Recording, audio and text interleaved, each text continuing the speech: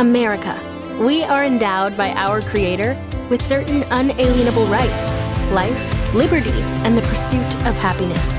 At Grand Canyon University, we believe in equal opportunity, and the American dream starts with purpose. To serve others in ways that promote human flourishing and create a ripple effect of transformation for generations to come. Find your purpose at Grand Canyon University. Private, Christian, affordable. Visit gcu.edu.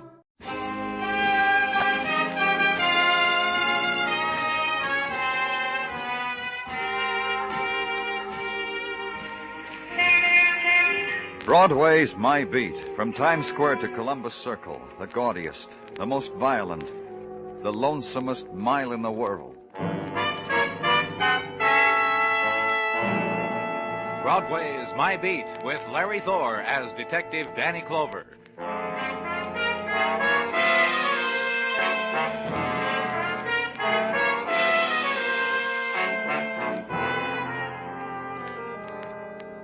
In the sunlight of an October morning, Broadway stands on its street corner and breathes deep of the autumn-filtered air, presses out of its lungs the taste of the night past.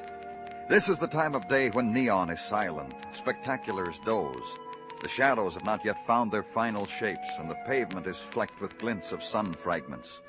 Doorways are opened on the October day, and the night dreams are swept into the gutters. It's the time of the coffee and cakes, and break from the starting gate. And the odds, even up, you never come in.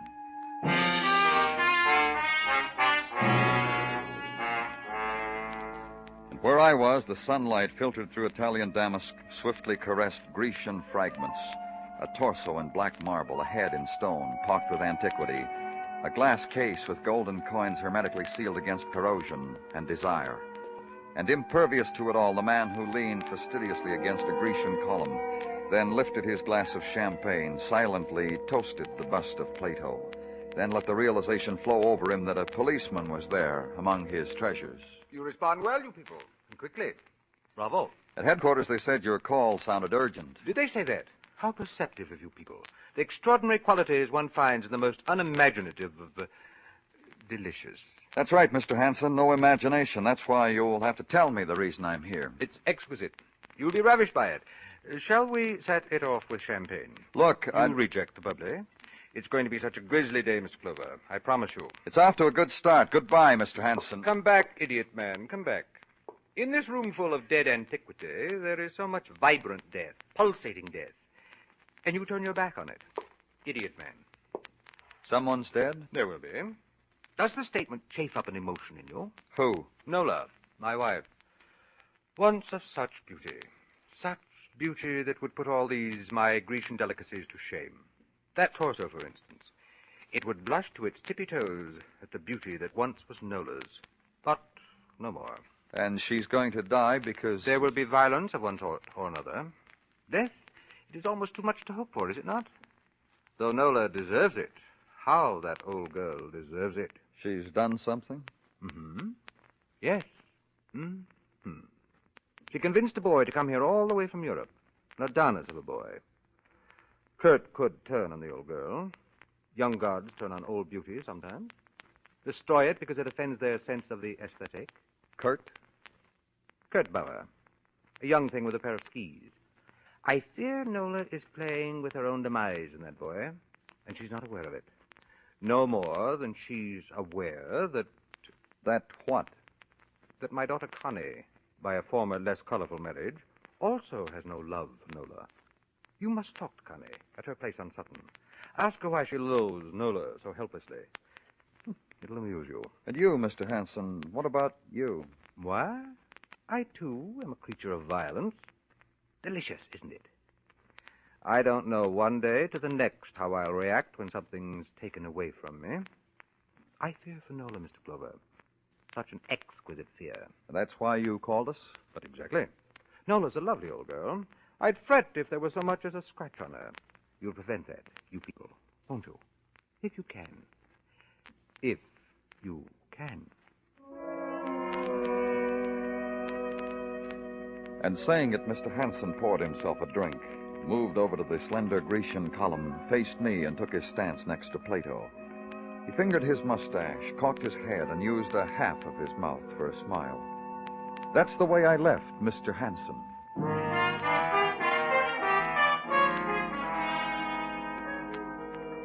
Then call his daughter, be told that Miss Hanson was not at home momentarily. Momentarily, she had an appointment elsewhere, at Rockefeller Plaza, the ice skating rink. So go there.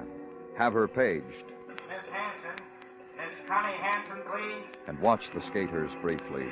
The young thing who catches your eye in pirouettes. And Swifty, the rapid boy on racing blades. And the lady who gets up again, brave and intent, and skates close to the rail. And the very tall young woman who skims out of the crowd and talks to the announcer. Hi, Miss Hanson. That man asked for it. Do you want to see me? Yes, my name's Clover. Can we sit down? Sure, if you want. I'm from the police, Miss Hanson. Go on. I'm not panicking. I had a talk with your father a little while ago. What's his current burden? I'm not sure, Miss Hanson. He seems to be worried about your stepmother. He should have started to worry about her 15 years ago, the day he married her. If I were he, I'd give up by now. You know, come philosophical about her. What'd he say about stepmother Nola? He said something would happen to her. Somebody... Kurt? He mentioned a name, Kurt Bauer. Kurt Bauer. You know something? I've been waiting for Kurt for 2 hours, just to cross hands with him and dance a blue Danube with him. He won't show up. Would you show up for me, Mr. Clover? For a girl who's 6 feet tall? I want to. My complexion's not so bad, but look at this hair. Ever see hair like this on a girl? I chuckle to myself when I put lipstick on my face.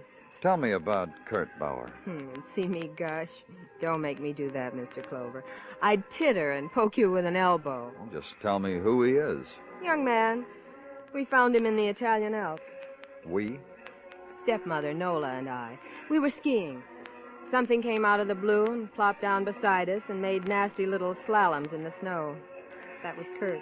What's he doing here? Stepmother Nola stopped waxing his skis long enough to tell him she could get him a job come winter at Lake Placid. Then why would he want to do anything to harm her? My daddy tell you he would? Dad was ribbing. He's a ribber. Great sense of humor. He reads Plato and hits passers-by over the head with folded newspapers. How about you? You don't like Mrs. Hanson, do you? I don't like any woman who's lovely. You blame me? Now, pardon me, Mr. Clover. There's a tall man skating over there. He's alone. I never saw him before, but maybe he's looking for me. I'll give him something to look at.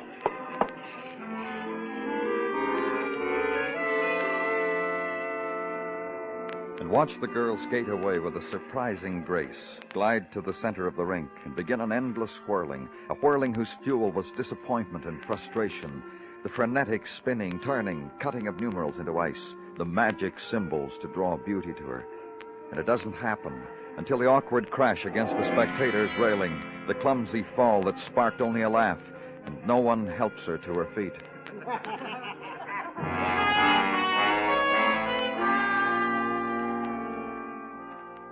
Check now with the proper authorities for an address on Kurt Bauer, ski instructor. Be given it. Go there, to an apartment whose odors are of wax, of oiled wood and steel, and blended with it the perfume of the woman who runs her fingers across the boy's mouth as he speaks. Please, Nola, please. The man frighten you, Kurt. You've met his type before. Don't be frightened, darling. You will understand, Mr. Clover, that Mrs. Hanson... Nola, darling, Kurt, Nola. Please take your hand from me. In the presence of this gentleman, it is not... You realize what you're doing to this boy, Mr. Clover? You frighten him. Because he's been harassed by men like you before. By police? You're all alike, whatever they call you. Police, authority, men on horseback, men in uniform. Only you're not, are you, Mr. Clover? On horseback, I mean, or in uniform. But Kurt has met you before. What Mrs. Hanson is trying to say for me, and I would wish she did not... Kurt, I was only trying to... What Mrs. Hanson is trying to say is that I served with the Nazi Alpine Corps, against my will, that I deserted them, that my innocence has been proven by your occupation forces in my native Germany, that my relationship with Mrs. Hanson is only... Only that, Mr. Clover. I'm a sort of fading employment agency for young men who fly beautifully through the air. Your husband said he was afraid for you, Mrs. Hanson, that something was going to happen to you. Something bad? By whose hand? Your stepdaughter's, maybe. Kurt's, maybe. Your husband's, maybe? Shall I give you my reaction? Mrs. Hanson, I'll give it to you, my reaction. Connie, my stepdaughter, pathetic girl, she's so in love with Kurt. She might hurt me, even try to kill me. Yes, she might. And I could understand it, believe me, I could. And my husband, you've met him. He's vicious, no? But if he stooped to soil his hands that much, it would astonish me. And Kurt, my Kurt, could you hurt me? Why? I want you to go away from here, Nola. Someplace where you will be safe, where you... You're frightened for me, Kurt? You don't want anything to happen to me, your nice American friend? That inn in Vermont. There is snow there now. You will enjoy it, Nola? We'll talk about it, Kurt. When this gentleman leaves, we'll talk about it. I wish to assure you, sir... He's leaving now, Kurt. See? I'm helping him with his coat. And then we'll discuss it. Here. A tug on your jacket, Mr. Clover, and you're ready for the street. Goodbye, Mr. Clover.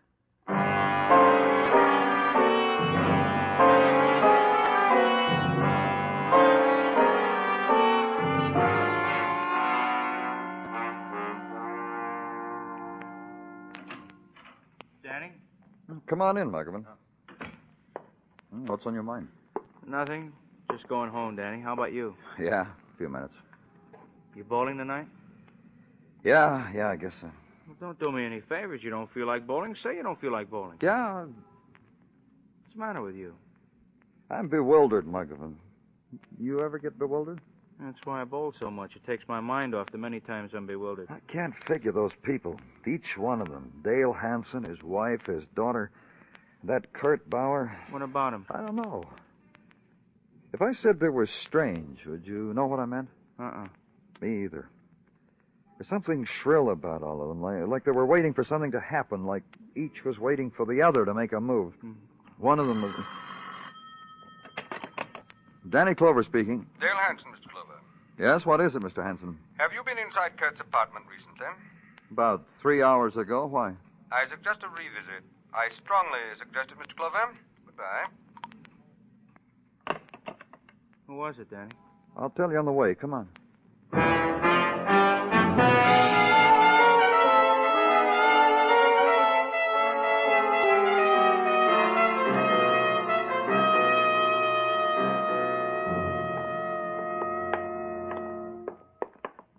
Door's wide open, Danny. Thank you very much for the information, Muggavan. Go on in. Right, all right. And what's supposed to be here in Kurt's apartment? I don't know. Look in that room. Yeah. Danny, look. Look, Danny. He stood there in the doorway, Muggavan did, pointing at Kurt Bauer, lying there on the bed, arms outstretched like the beginning of an embrace, like the end of one. And beneath the white silk scarf around his throat was the shaft of a ski pole, steel-tipped, impaling him. It was the thing that killed him, the thing that had murdered Kurt Bauer.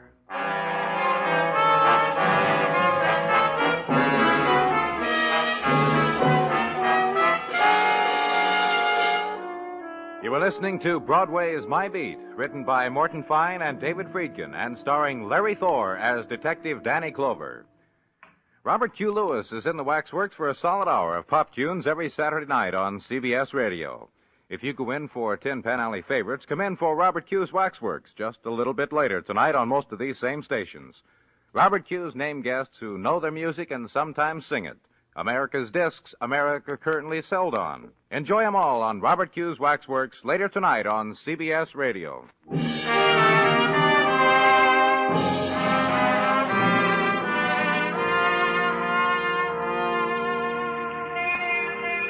It's the time that was saved up for Saturday night on Broadway, the time when the great explosion flings itself out over the city, and the lights climb in columns against the wall of night like licking serpents.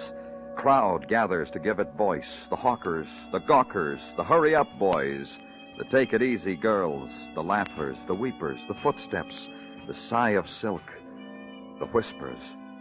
And inside, a thin sheet of glass away, the cocktails on the varnished bar, and the piano, and the secret sounds from a corner table. This is it, kid. Broadway, in the blaze of the moon, Saturday night time.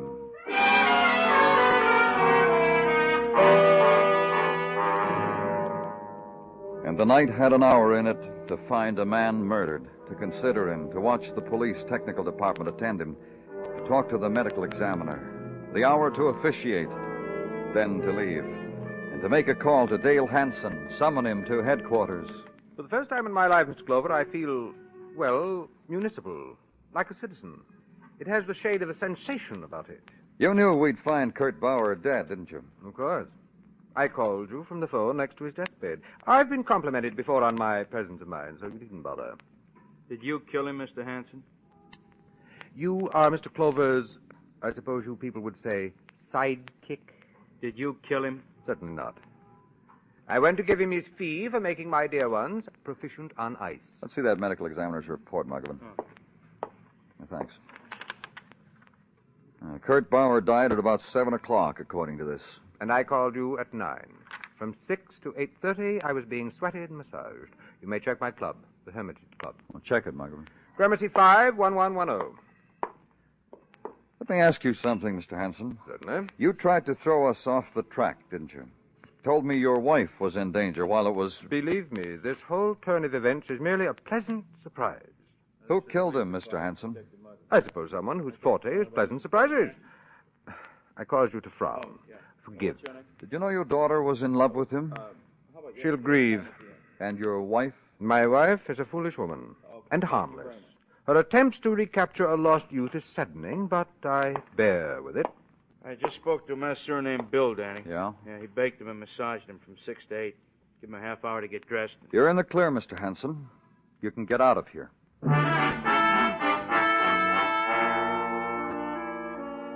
Then the phone call to the Hanson apartment, be plugged into the chauffeur's quarters, be told in a crescendo of yawns that Mrs. Nola Hanson had been taken to Grand Central at about 4 o'clock for a jaunt to Vermont, that she packed 3 custom-made bags, stopped off at Brooks Brothers for an undersuit of Woolies. Then to your room to watch the October night die out of your reach. Then the morning and the quick searing coffee against the call to be made. The call on Connie Hanson, stepdaughter of Nola, hater of Nola, unloved by Kurt.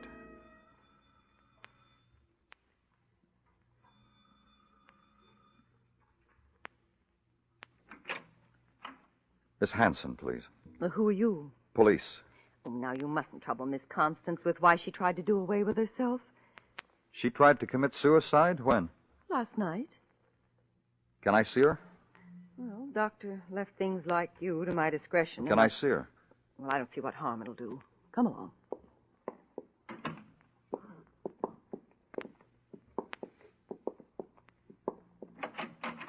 Miss Constance? It didn't make me any more attractive, did it? I thought maybe... Why, Miss Hanson? Why? Kurt's dead, haven't you heard? I ever tell you about Kurt? Beautiful Kurt, handsome Kurt. You're not a woman, so you don't know what it was when he touched you, even by mistake. He never drew his hand away from you the minute he did. I could gush like this forever. You could have killed him, tried suicide knowing it wouldn't work to make us think... You're a ray of sunshine, Mr. Clover. You really are. A big help. You're thinking I could kill Kurt. That makes me something, doesn't it? Really something. A girl a man could want. A man could want a girl like that. I'm sorry, Miss Hanson. You'd better leave, don't you think?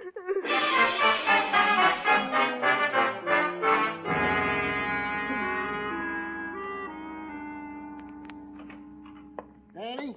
Oh, hello, Gino. Happy holiday. Oh, thanks, Gino. Holiday? What holiday? You kidding? No, I'm not. What holiday? Why, Danny, on this date in 1774, Samuel Adams did call together the Continental Congress.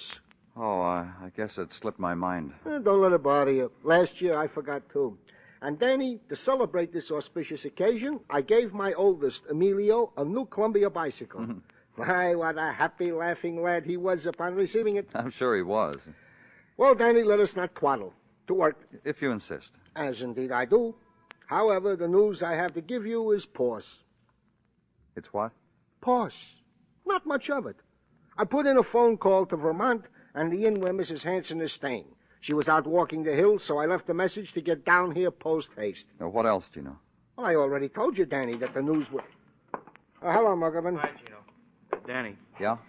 I've been over the immigration department most of the morning checking on Kurt Bauer. What'd you find out? Oh, not much we don't know already. He was in the German army, deserted. You know what Kurt told you. Just one thing, though. Yeah? Bauer came over here with his mother. Set her up in a little house out in Flushing. Here's the address. Oh. Thanks, Muggerman.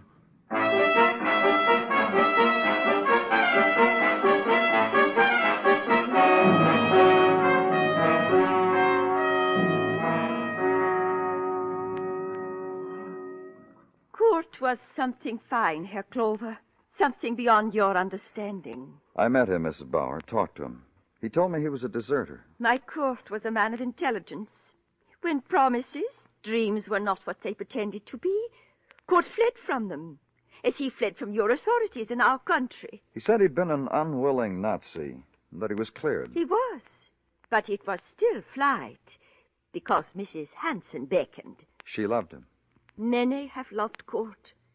Many Mrs. Hansons. Younger, richer, less greedy for youth. And many husbands have wished my Kurt dead for this. Dale Hanson? A curious man. This house, it was his gift to Kurt. Kurt's clothes, his apartment, money to spend. You mean they were a gift through Mrs. Hanson? No, from him personally. Because my Kurt went to him when we came to your country, explained to him his interest in Mrs. Hanson was only professional. She had talent for skiing. Explained to him his gratitude for the opportunities of your country. My Kurt was an intelligent man. You could call it that. Was it not intelligent of him to go to Mr. Hanson immediately when you found him with Mrs. Hanson? When you told them of her husband's fear for her? Kurt did that? Immediately. To ask of Mr. Hanson the favor of money for our return to our home. Kurt had no wish to be present when... And what did Hanson do? He promised Kurt the money. He told Kurt to come here to me. He would bring the money to us. You wish more from me, Mr. Clover? No, nothing.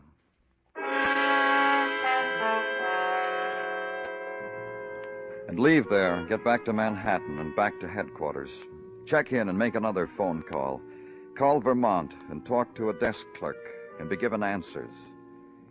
Then to a Park Avenue apartment where you'd been once before.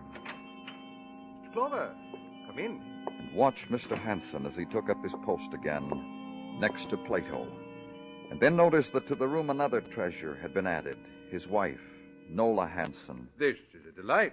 I'm glad you're back in town, Mrs. Hanson. We're all glad. You've heard about Kurt, haven't you? I cried for him on the train, all the way to Boston. Then she met a Harvard professor. He took a clinical interest in her. How'd you find out about Kurt while you were in Vermont, Mrs. Hanson? Your sergeant left word about what happened. The desk clerk at the inn gave me quite a detailed report. I forgot to tell you something, Nola. What? I saw Kurt a little before the police. I went to his chambers to speak with him about you. And there he was, that tool of his trade right through his chest. I cried. I really did. Have either one of you heard about your daughter, about Connie?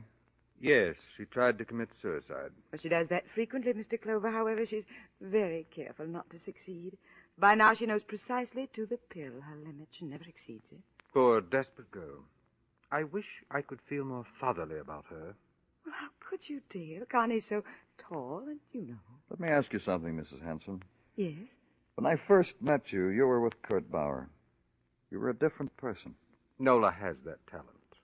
Thank you, dear. When I first met you, Mrs. Hanson, you seemed so concerned about Kurt, so warm toward him.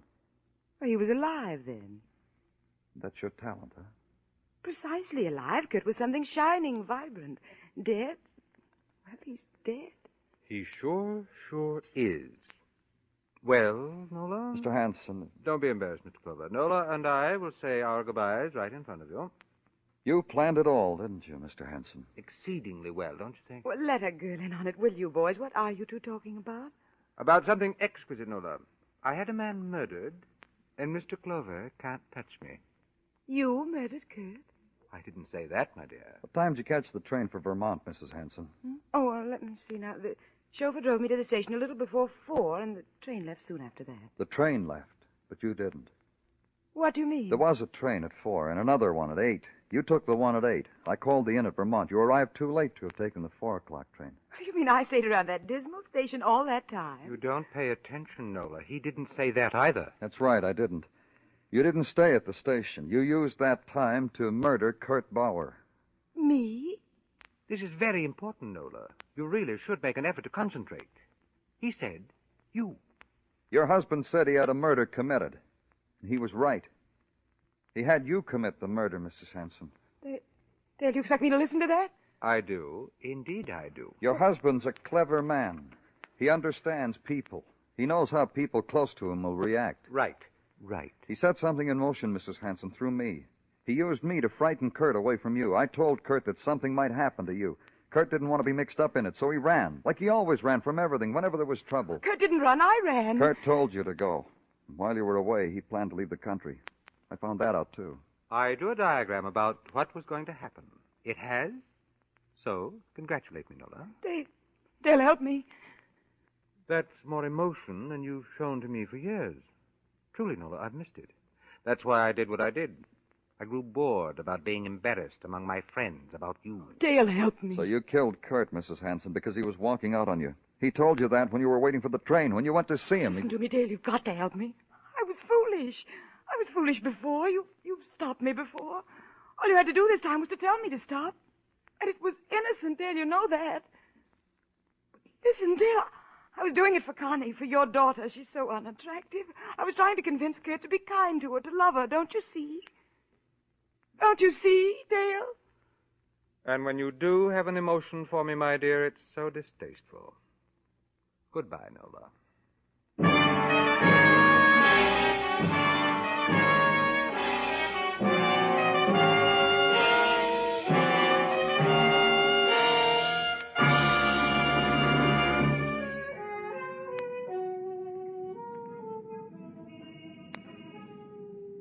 Nighttime blares down Broadway.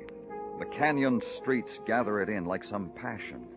And the night is a backdrop for a million fragments, neon and roar and melting shapes and shock and clots of crowd. It's a fury that sweeps you up and holds you close and throws you into the gutter of your choice. It's Broadway, the gaudiest, the most violent, the lonesomest mile in the world. Broadway, my beat.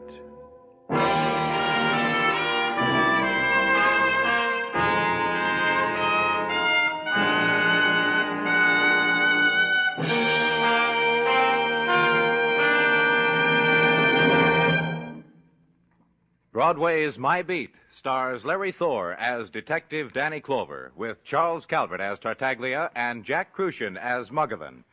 The program was produced and directed by Elliott Lewis, with musical score composed and conducted by Alexander Courage.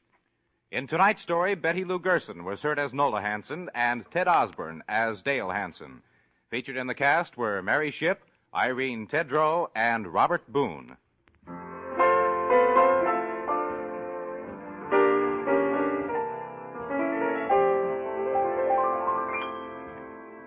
When Squire Jack Benny invites the whole gang to a swank Hollywood nightclub, the natural question arises in everybody's mind: who's picking up the check? They'll find out, and so will you, tomorrow night when CBS Radio brings you Jack Benny Time. Bill Anders speaking. And remember, the Frankie Lane Show is your date with slick syncopation every Sunday afternoon on the CBS Radio Network.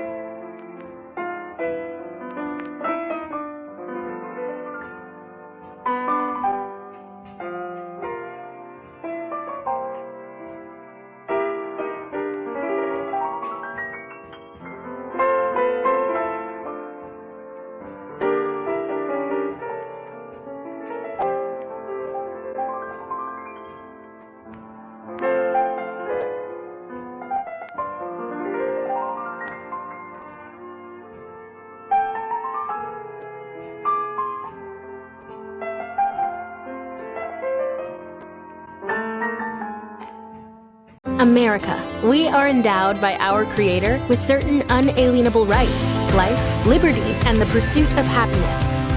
By honoring your sacred vocation of business, you impact your family, your friends, and your community. At Grand Canyon University, our MBA degree program is 100% online, with emphases in business analytics and finance to help you reach your goals. Find your purpose at GCU. Private, Christian, affordable. Visit gcu.edu.